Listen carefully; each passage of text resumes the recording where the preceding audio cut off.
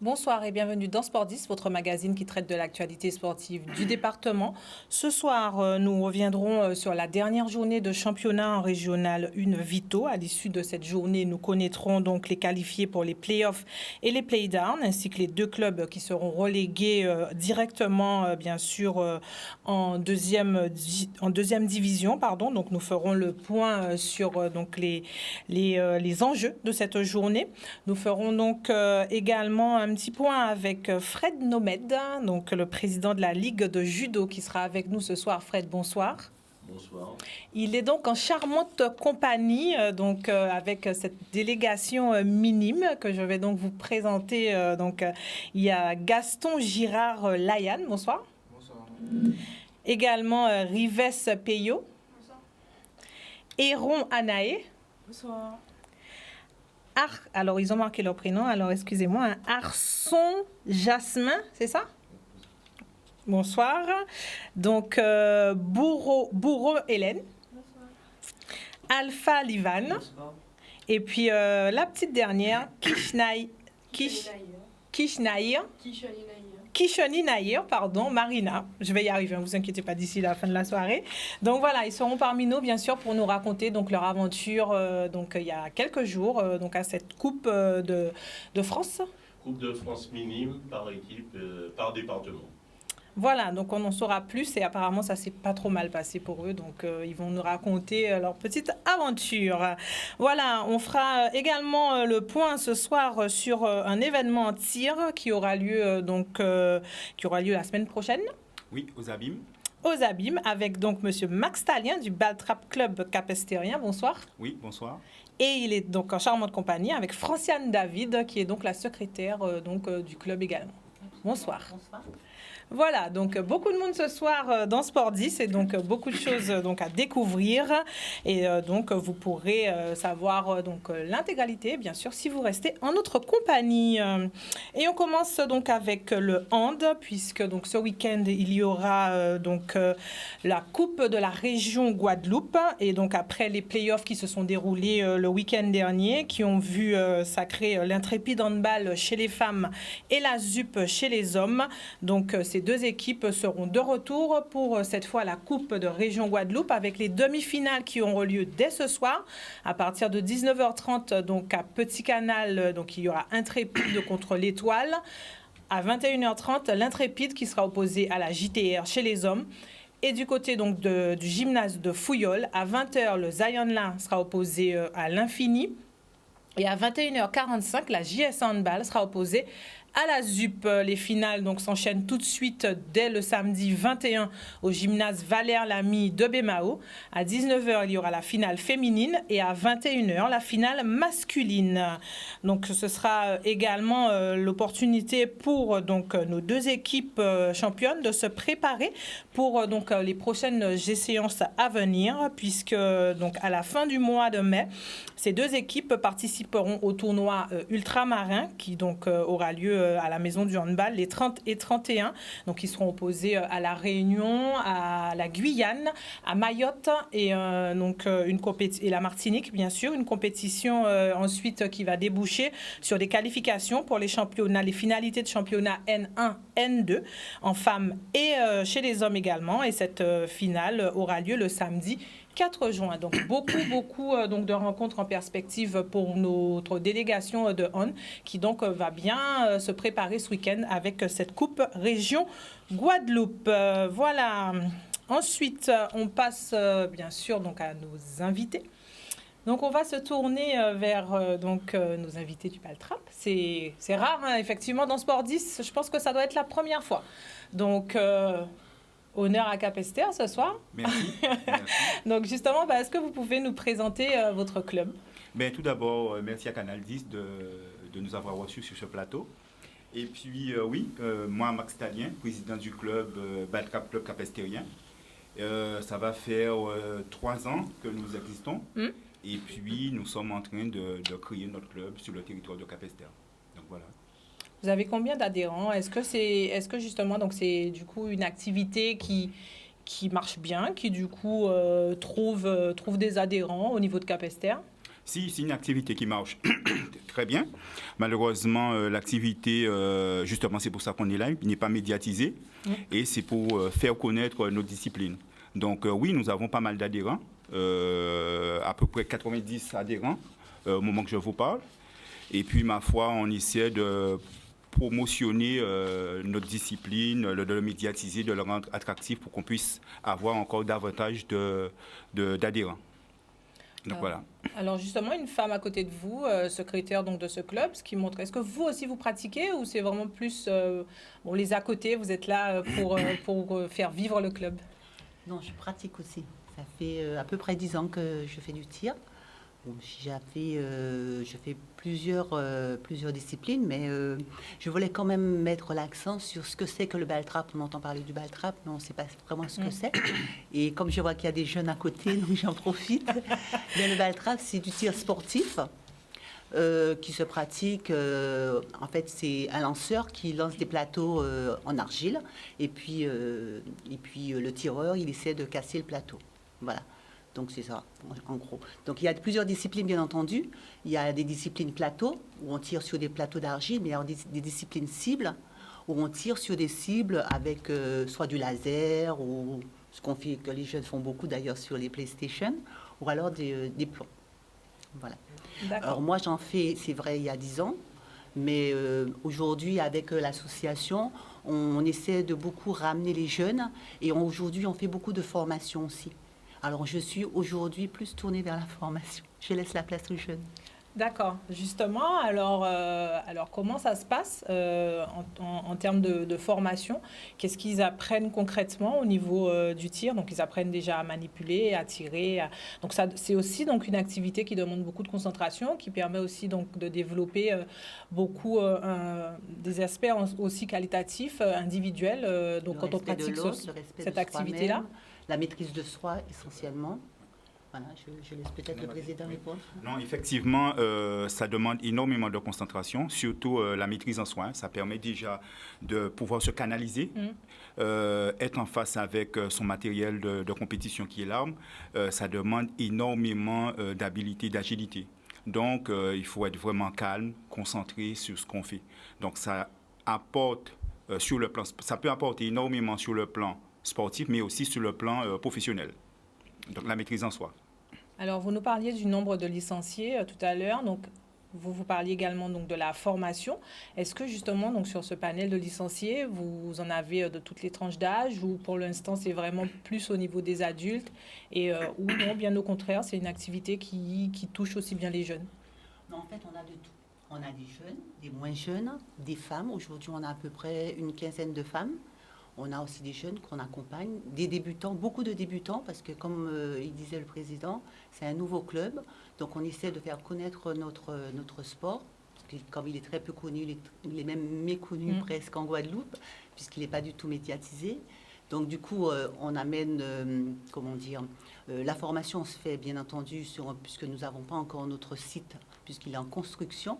Donc, on est en partenariat avec un autre club aux Abîmes, qui s'appelle la Sarcelle d'Or, où nous faisons venir les jeunes. Les parents viennent, nous les accompagnent. Nous faisons aussi des découvertes. Alors, pour les gens qui ne connaissent pas au début, on fait découvrir ce que c'est que notre sport. Et après, ils viennent, ils font de l'initiation. Et s'ils sont intéressés, ils font une licence. Donc, comme je vous disais, il y avait aussi bien des jeunes que des femmes, mais aussi des hommes. Justement, vous disiez que pas encore d'espace où pratiquer sur Capesterre, c'est en cours. Oui.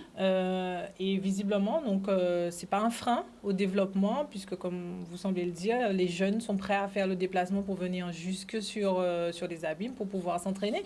Donc ça témoigne aussi d'un véritable engagement et qu'ils apprécient aussi la discipline qu'ils pratiquent. Oui, tout à fait. C'est-à-dire que nous n'avons pas que des licenciés sur le territoire de la commune de Capesterre, mais un petit peu partout sur l'île. Non, ça ne pose pas de problème du tout, justement parce qu'on a mis des entraînements en place le mercredi, le samedi, et les jours, les week-ends, ce sont des compétitions. Donc, c'est tout naturellement que les gens ils viennent le mercredi ou le samedi pour pouvoir s'entraîner. Donc, en attendant que nous puissions avoir notre stand à Capesterre. Donc, voilà. Ce sera pour quand à peu près ce stand? Alors, au moment que je vous parle, nous sommes en plein chantier et on fait tout notre possible pour qu'on puisse faire les premiers tirs avant les fêtes de fin d'année. Ah, quand même. Donc, c'est vraiment presque fini, là. Voilà, sauf en cas d'intempérie, bien sûr. On n'y mettra de rien. Voilà. En fait, ça sera un centre de tir sportif et olympique.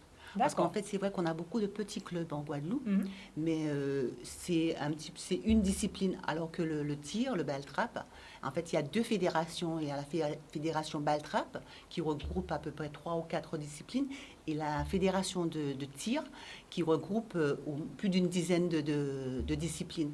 Donc, du coup, nous, on est affiliés aux deux, et on aimerait bien qu'il y ait un centre de tir sportif où on reçoit l'équipe de France, où on puisse avoir des compétitions nationales, internationales, et aujourd'hui même caribéennes.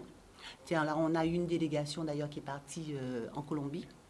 Et nous avons d'ailleurs une de nos tireuses qui est partie aussi faire les qualifs pour participer aux Jeux de Centre-Amérique et Caraïbes qui se fera au Panama. D'accord. Donc vous voyez qu'on a quand même des ambitions pour les jeunes, mais aussi pour nous, parce qu'on veut vraiment que... Parce qu'on a tendance à dire que la Guadeloupe, c'est la terre des champions, sauf qu'on n'a pas les infrastructures appropriées pour tous les sports. Tous les sports, pardon. Je pense que M. Nomad à côté de vous sera tout à fait d'accord. C'est vrai. C'est vrai c'est vrai qu'on essaye, parce qu'aujourd'hui on a le CREPS. Petit à petit, il y a des infrastructures qui sont faites par les collectivités, mais il est vraiment dommage de voir qu'on a autant de champions chez nous, autant de jeunes aussi, et que les infrastructures ne suivent pas. Donc nous, on a décidé justement de faire quelque chose pour nous, pour les Guadeloupéens, mais aussi pour toute la Caraïbe, puisque c'est le seul président, c'est le seul centre qu'il y aura dans toute la Caraïbe d'ailleurs. Très bien. Donc c'est un centre qui sera privé, public, qui sera public. Mais je tiens quand même à remercier nos collectivités, l'ANS, le département, la région, la Ligue, les fédérations françaises de tir et de ball trap qui se sont impliquées dans l'investissement pour la réalisation du complexe sportif à Capesterre. Donc ça, c'est très important parce que le ball trap au niveau du collectivité n'était pas vraiment connu. C'est-à-dire c'était le cyclisme, le football, ce que vous connaissez déjà. Mais c'est tout naturellement depuis 2 ans qu'on a pu les convaincre d'investir dans le ball trap. Donc voilà, ça c'est très important de le souligner. Alors justement, donc fort de ça, vous organisez du coup un événement aussi pour, c'est un peu la reprise, puisque bon, la crise sanitaire a impacté un peu tout le monde, et là c'est le grand retour des événements sportifs, et donc vous organisez un événement justement ball trap. Oui, tout à fait, sur le territoire des Abîmes. L'idée, c'était de faire venir une championne. Enfin, on a profité de l'occasion, qui est en vacances, c'est Véronique Girardet, pardon, et qui sera avec nous pendant 10 jours sur le territoire de la Guadeloupe. Donc, on a profité de son passage pour pouvoir l'inviter à participer à la manifestation, à la compétition avec nous, du 27 mai. Et de ce fait, on a eu l'idée d'intégrer l'artisanat avec nous. Donc, c'est tout naturellement, on les a contactés et de s'associer à cette journée avec nous, c'est-à-dire journée compétition et artisanale. Donc, nous invitons toutes les Guadeloupéens à venir à cette journée, à découvrir ce que c'est le ball trap et profiter aussi des saveurs des artisans pour pouvoir, comme c'est la journée, le dimanche, ça va être la fête des mères, pouvoir acheter les produits locaux pour pouvoir, Donc, on demande à toute la population de se joindre à nous à cette manifestation le 27 mai. Donc, 27 mai, ouvert à tous. Donc, c'est une journée découverte en plus d'une compétition. Donc, il y aura la compétition, on ne pourra pas s'essayer ou quoi que ce soit d'autre. On ne pourra que regarder. Alors, on vous invite, on vous invite massivement à venir avec votre chaise. Il y aura des boissons, il y aura des repas à vendre sur place. Donc, comme si vous allez regarder le Tour cycliste de la Guadeloupe. Voilà. Fred Nomède, vous qui êtes dans le judo, mais un sport aussi qui demande beaucoup de concentration, est-ce que vous pensez que le tir, parce que parfois aussi il y a cette transversalité entre les activités sportives pour permettre justement aux sportifs de développer certaines caractéristiques à travers d'autres activités, est-ce que pour vous le tir pourrait être aussi un bon moyen de développer cet aspect de concentration chez les jeunes ou chez les plus grands même? Alors, je dirais déjà bonsoir à toutes les personnes qui regardent Canal 10, puisque c'est la chaîne événementielle pour, je dirais, le sport guadeloupéen, le judo, le ball-trap, et en même temps faire connaître nos disciplines qui sont des disciplines, je dirais, montantes ou qui stagnent par manque de visibilité. Aujourd'hui, c'est vrai qu'en écoutant, je vois que le ball-trap en fait reprend certaines valeurs du judo, puisqu'on a un code moral, et dans ce code moral, on se rend bien compte qu'il faut de la discipline pour pouvoir avancer, il faut être vraiment tenace pour pouvoir oser y aller. On a eu des premiers échanges avec la Ligue d'échecs, justement sur la concentration, et voir comment aujourd'hui on peut transcender pour un sportif le fait qu'on arrive à toujours avec une appréhension, mais lorsqu'on la maîtrise, après, ça nous permet de passer à un niveau au-dessus, pour être vraiment dans son art au-dessus et avoir des résultats encore plus probants. Très bien. Ben, vous avez aussi cette possibilité avec le ball-trap. Je pense que les jeunes ont peut-être envie d'essayer. Vous qui êtes au judo, est-ce que ça vous tente ou pas du tout? Je ne dirais pas non. C'est une activité à découvrir, pourquoi pas, si ça peut apporter un petit peu plus de sérénité, de concentration. Oui, bien sûr, bien Parce sûr. que pour toucher la cible, il faut aussi, ça demande certaines caractéristiques. Ouais, oui. C'est vrai que la formation, déjà, c'est très sécurisé, en fait. La première chose qu'on apprend, c'est la sécurité, bien sûr. Parce que c'est vrai qu'on touche à des armes. Il y a des disciplines avec des armes, il y a des disciplines avec des pistolets qui ne sont pas particulièrement dangereux. Mais lorsqu'on touche, il faut de toutes les façons la sécurité en premier. Alors, c'est très encadré. D'ailleurs, le BTCC a tenu à former des cadres pour justement accompagner les jeunes. Donc, du coup, on passe lors des formations, on a le prêt d'armes, tout est à disposition pour les nouveaux, les débutants. Donc, vous êtes les bienvenus. On répondra à l'invitation, au contraire, puisque je pense que dans les différentes disciplines, ce qu'il y a, c'est que lorsqu'on a des valeurs qu'on partage, au contraire, je pense qu'il ne faut pas s'enfermer, mais au contraire s'ouvrir et peut-être prendre de nouvelles cordes à son arc pour aller encore plus loin. Absolument. Très bien, monsieur Fred Nomède, on va continuer ensemble du coup. Alors, le judo. Donc, il y a quelques jours, vous étiez donc en déplacement. Donc, est-ce que vous pouvez donc présenter cette compétition à laquelle vous avez participé il y a quelques jours? L'équipe de la Guadeloupe, en fait, la Ligue de la Guadeloupe avait sélectionné des jeunes, c'est-à-dire 5 garçons et 5 filles, qui ont répondu présent, puisque avant tout, on demande aux jeunes est-ce qu'ils sont prêts à aller à une compétition, et via je dirais, leurs entraîneurs, leurs enseignants. Eh bien, des jeunes ont répondu présent et se sont présentés à la compétition qui se passait à Sira, qui était le championnat de France par équipe, par département, pour les minimes. Et là, je dirais que cette belle manifestation rassemblait 68 départements, plus de 2000 judokas. Donc il y avait du monde sur le tapis et puis surtout, il y avait des jeunes arbitres qui étaient là pour encadrer la manifestation. Et c'est un format un petit peu spécial pour nous, puisqu'il y avait déjà des compétitions, des duels de kata au départ. Et après ça, c'était une compétition qui se soldait à être présent dans une poule où il y avait 3 équipes. D'accord. Donc à ce jeu des équipes, je dirais déjà au jeu des kata, je peux dire fièrement que une partie de l'équipe ici présente a bien tiré son épingle du jeu parce qu'ils ont remporté tous leurs duels kata en poule, au point même de pouvoir gagner la poule chez les filles. Avec une équipe de 5, alors que les autres équipes étaient de 10. Alors, justement, on va demander à ces demoiselles. Alors, j'ai pas encore bien retenu le nom de tout le monde. Alors, je vais retenir Kishnanier parce que j'ai eu du mal à le prononcer. Marina.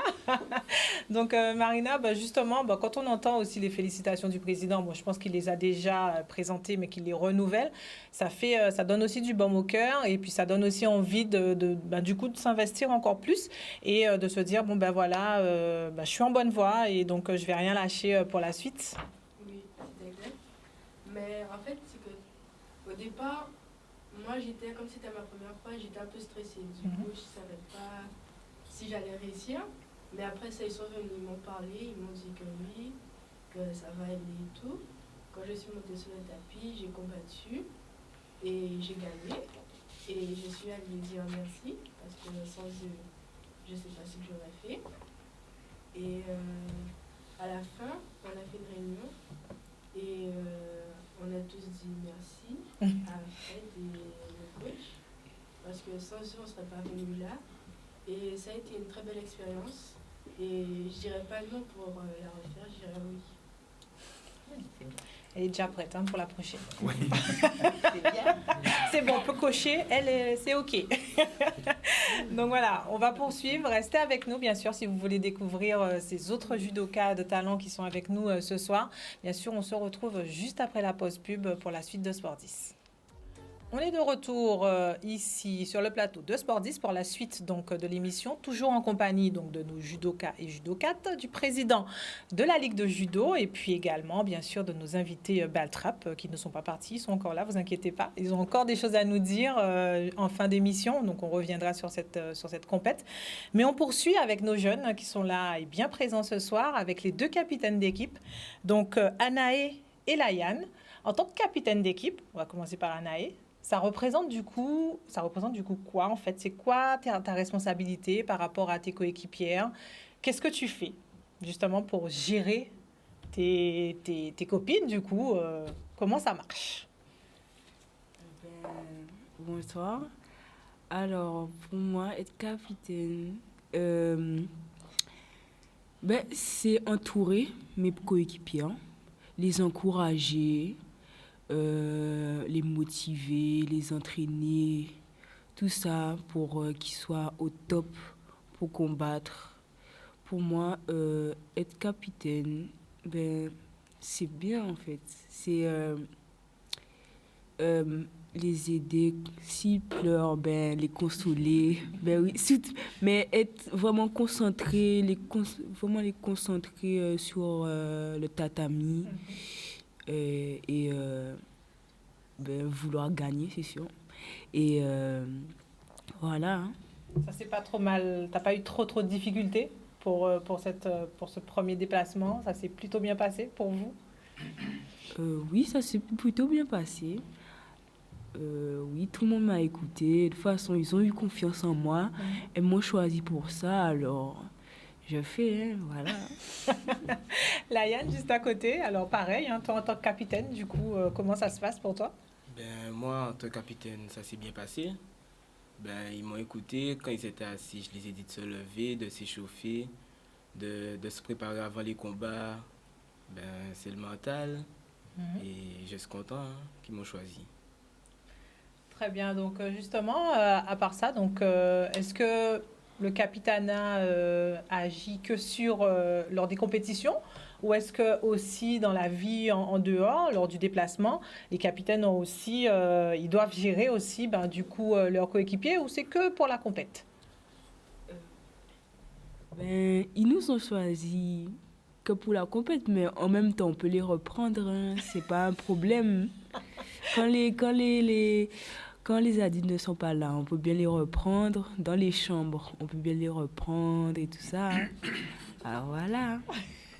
Pour être nommé, on sent des capitaines investis.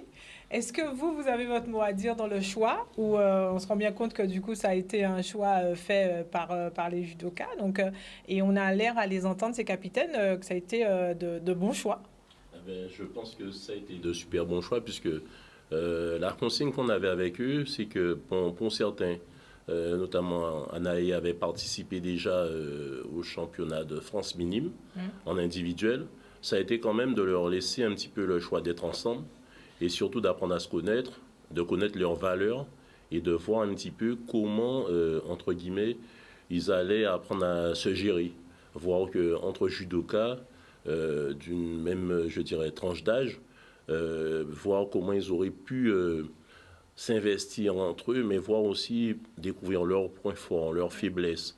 Et là, les jeunes, ils ont cette capacité, notamment les judokas. Le judo, c'est une grande famille, mais en même temps, on s'appuie sur les forces et les faiblesses des uns, et on se compense entre nous. Je profite aussi pour saluer les judokas de la Martinique qui étaient présents sur l'événement. Et c'est vrai que nous avons, je dirais, des perles en Guadeloupe au niveau de tous les clubs, et que des fois, on oublie qu'un enfant qui vient au judo, on en fait un homme pour demain ou une femme pour demain. Alors justement, ils sont en train de se voir pendant que vous parlez, donc Fred Nomad.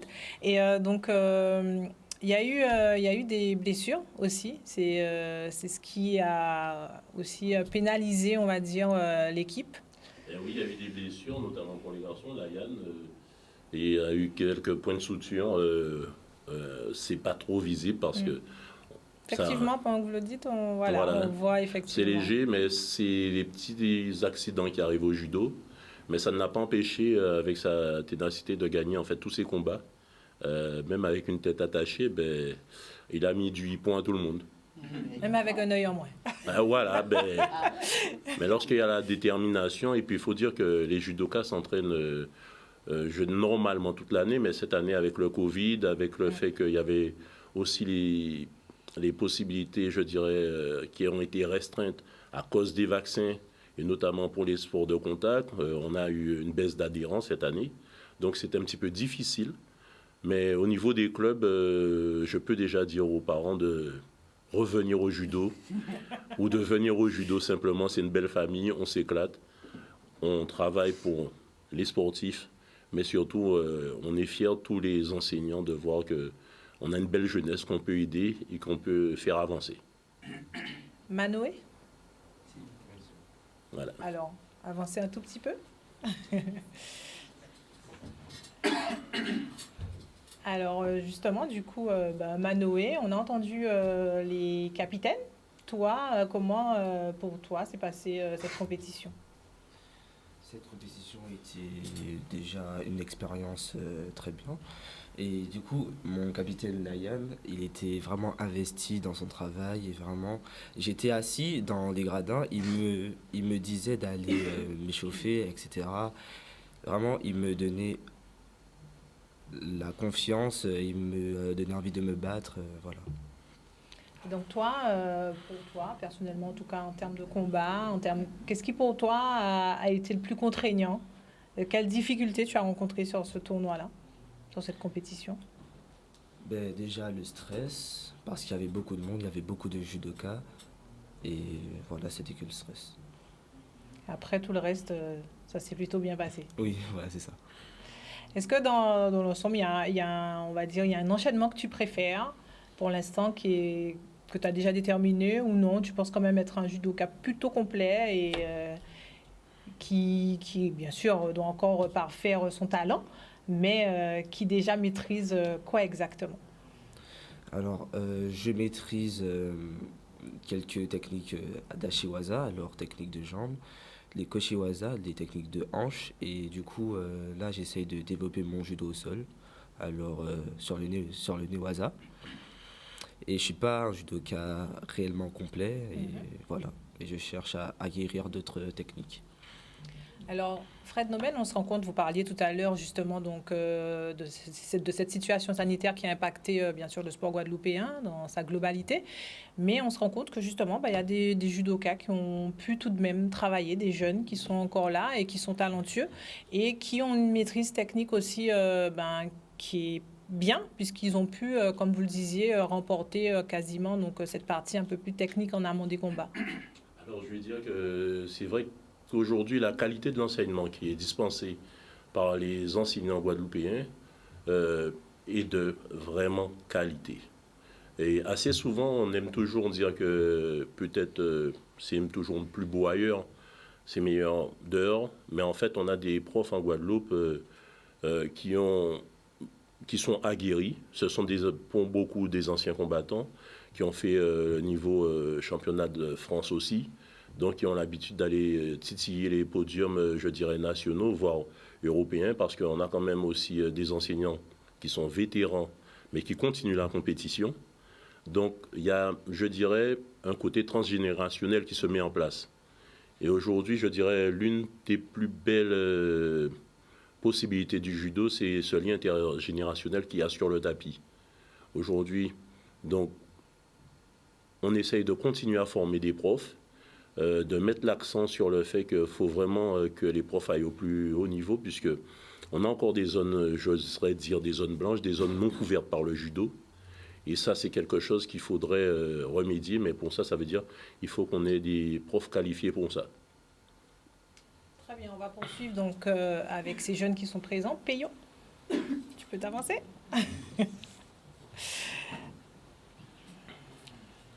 Alors, Peyo, raconte-nous tout. Dis-nous comment s'est passé ton tournoi et ce qui t'est arrivé. Déjà, bonjour pour tous les gens qui regardent Canal 10 ce soir. Dans l'ensemble, c'était une belle compétition. Ça avait bien commencé avec mon partenaire pour le kata. On avait gagné notre kata. Tout de suite après, j'allais combattre. Mais malheureusement, je me suis blessée. Ce qui ça m'a empêché de faire la suite de la compétition. Mais c'était une très belle expérience et c'est à refaire. Alors justement, bon, toi, tu vis la compétition, donc les deux facettes, hein, le sportif qui se blesse en compétition. Donc comment justement, tu apprends à... C'est aussi une façon d'apprendre à gérer. Hein. On est en pleine compète, on se blesse et du coup, on était bien parti, on avait une belle ambition, une belle dynamique. On se dit, ok, je vais y aller et puis patatras, on se blesse. Du coup, derrière, comment tu as vécu ça? Derrière, tous mes camarades, ils m'ont soutenu. Ils m'ont aidé pour manger, pour tout. Oui, parce que tu es droitier. Oui. Donc, c'était pas forcément évident. Non, c'était pas forcément évident, mais c'était bien.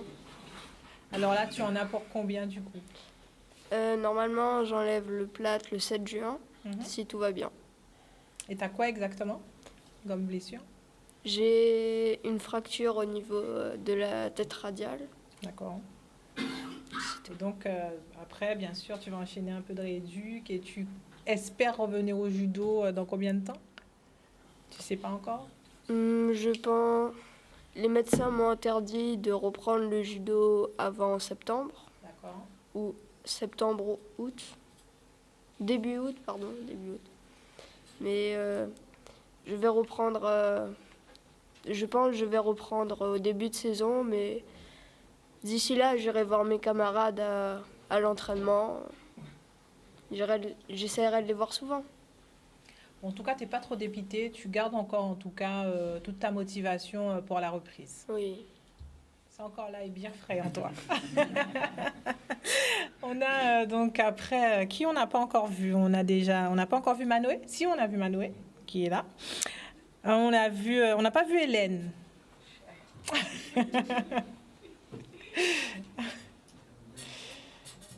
Alors, Hélène, raconte-nous ton championnat. Bonsoir déjà. Personnellement, mon championnat en France, j'étais plutôt stressée parce que ça fait un bon moment que je n'ai pas eu beaucoup de combats en Guadeloupe parce que dans ma catégorie, j'étais plutôt seule. D'accord. Et depuis le Covid, du coup, à chaque fois que je venais en compétition, je n'avais pas du tout de combat. Du coup, je finissais seule. Mais j'encourageais quand même mes amis qui combattaient. À la championnat, j'étais stressée, mais au fur et à mesure de nous encourager, le stress s'est dissipé parce que le fait d'être avec beaucoup de personnes qui nous encouragent fait qu'on stresse moins. Du coup, on a plus confiance en nous et on a plus l'envie de combattre et de gagner. Moi, mon premier combat, j'étais assez stressée, mais quand je les ai entendus m'encourager et mes coachs qui me coachaient, j'ai pu gagner ce premier combat.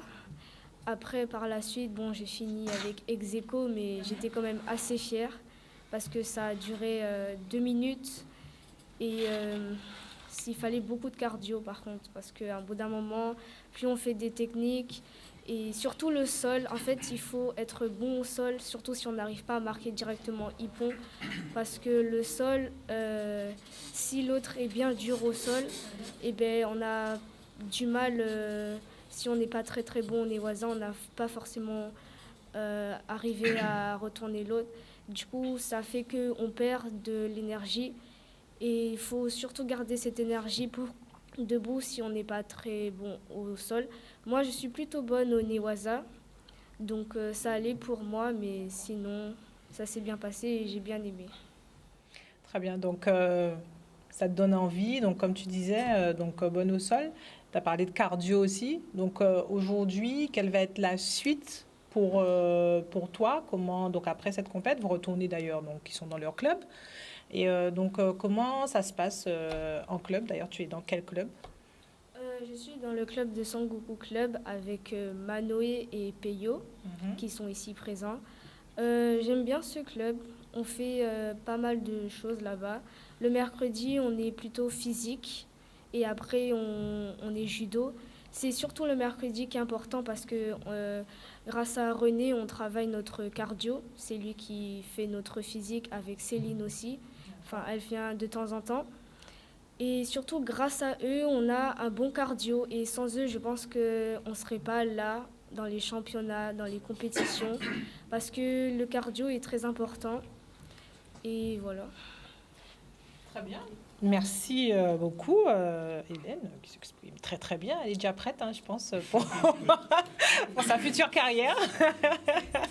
Et donc, justement, Fred Nomed, on se rend compte que ces jeunes, ils sont, comme on le disait tout à l'heure, bien préparés, bien accompagnés aussi. Donc, vous le disiez très bien, de bons formateurs en Guadeloupe. C'est bien aussi qu'on ait pu franchir ce cap-là, qu'on ait ce judo de qualité au niveau de la formation en Guadeloupe.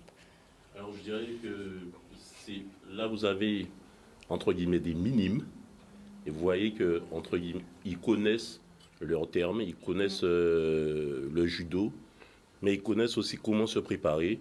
Et dans les clubs il y a des préparateurs aussi, il y a des enseignants, des préparateurs, mais c'est un travail de fond fait par les équipes qui sont dans les clubs.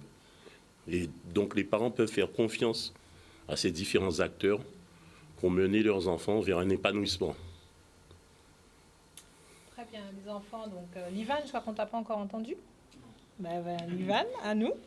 Et Marina aussi va revenir parce elle s'est exprimée tout à l'heure, mais je ne sais pas si vous l'avez bien entendu, Marina.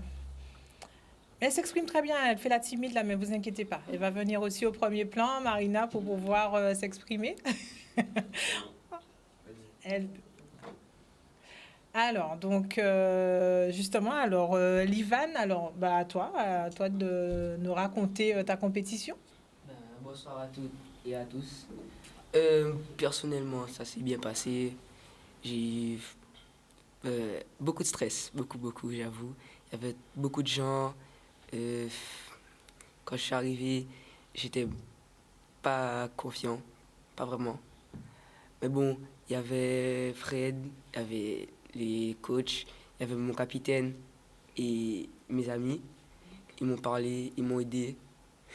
Et ça a été après. Au niveau de la compétition, il faut savoir que je reviens de 6 mois de blessure.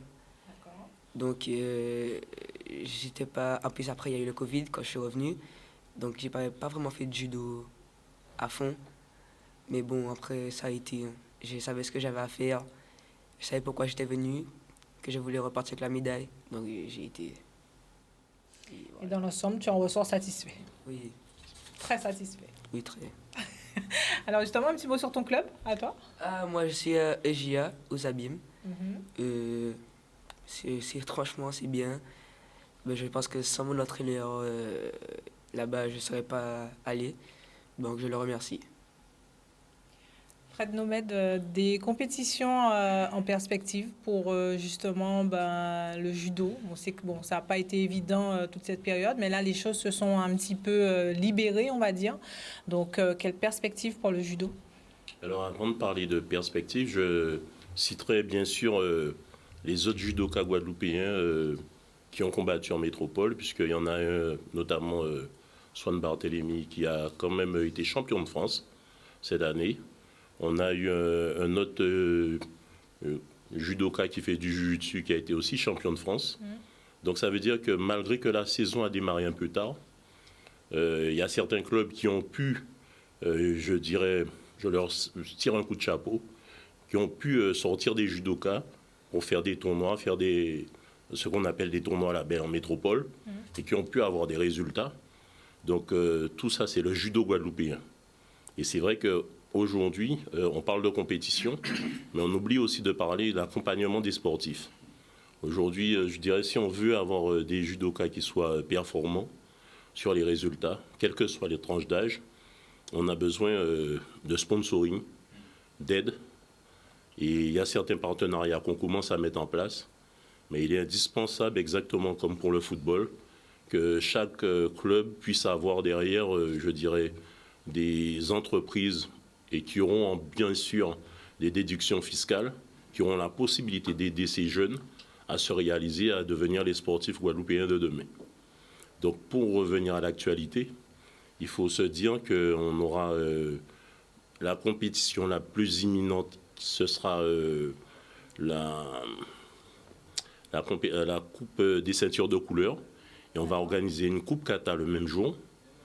Et en dehors de ça, il y a bien sûr les premiers Jeux de la Caraïbe.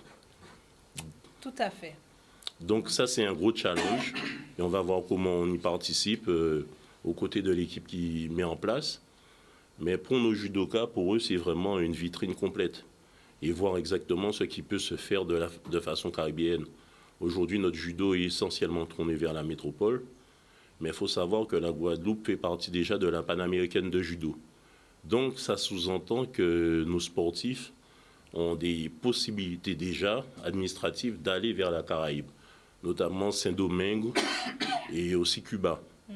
Mais si on n'a pas d'aide conséquente, c'est vrai, pour voyager, ça devient compliqué.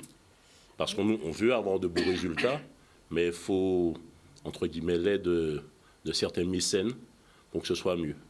Et je ne pourrais pas finir sans parler de la nécessité pour le judo guadeloupéen d'avoir un dojo régional, un espace où tous les judokas pourraient se rencontrer et on pourrait inviter des équipes étrangères.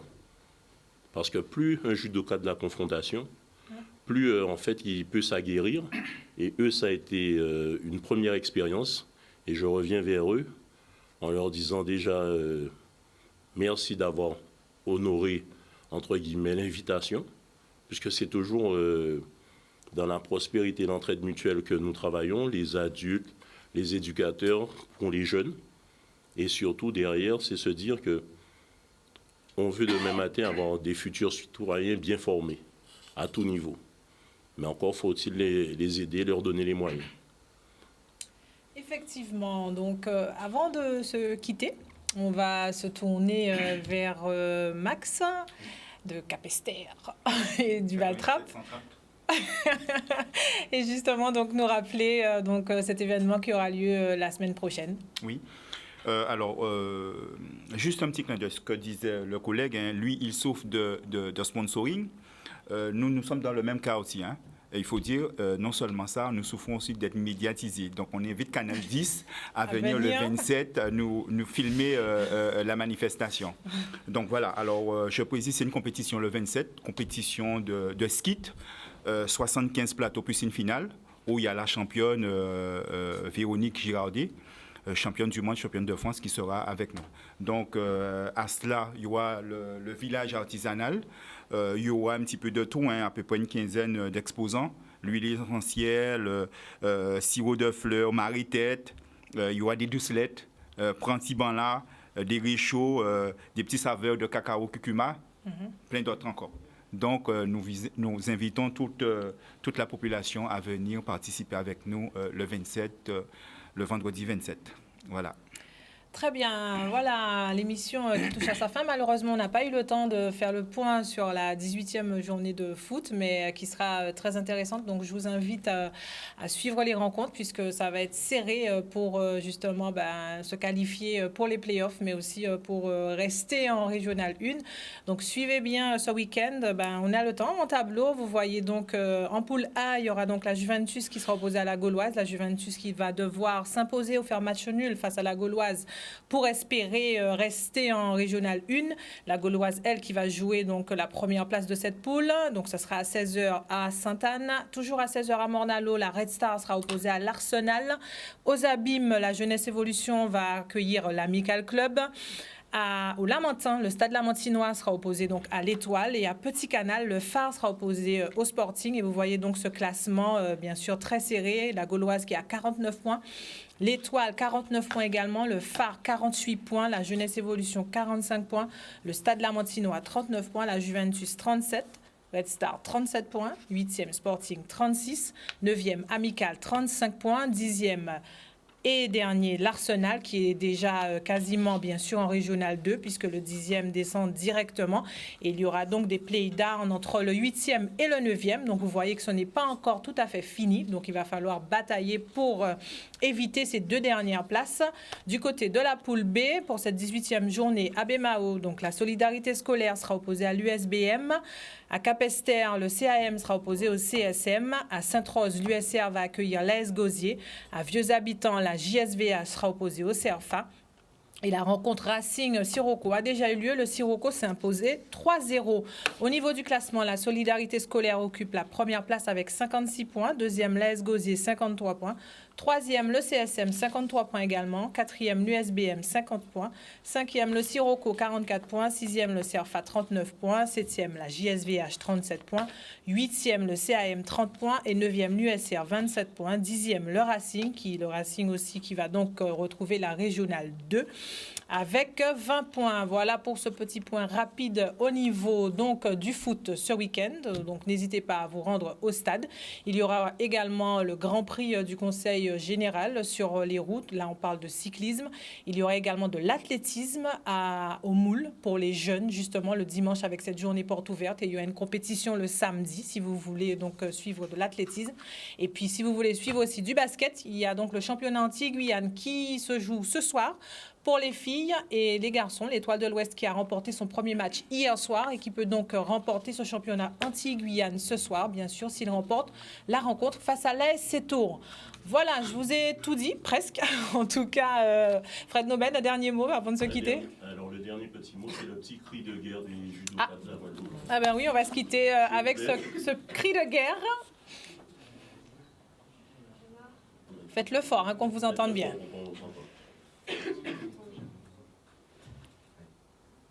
1, 2, 3, vive la On nous aille. J'aime bien. On sent que c'est bien travaillé. Voilà, en tout cas, merci à nos jeunes et talentueux judokas d'être venus ce soir en plateau. Et merci en tout cas de nous avoir suivis. Je vous donne rendez-vous, pas vendredi prochain parce que c'est le 27, mais rendez-vous bien sûr au mois de juin pour un nouveau numéro de Sport 10. D'ici là, profitez de votre activité sportive du week-end et amusez-vous bien. Voilà, bonne soirée à vous.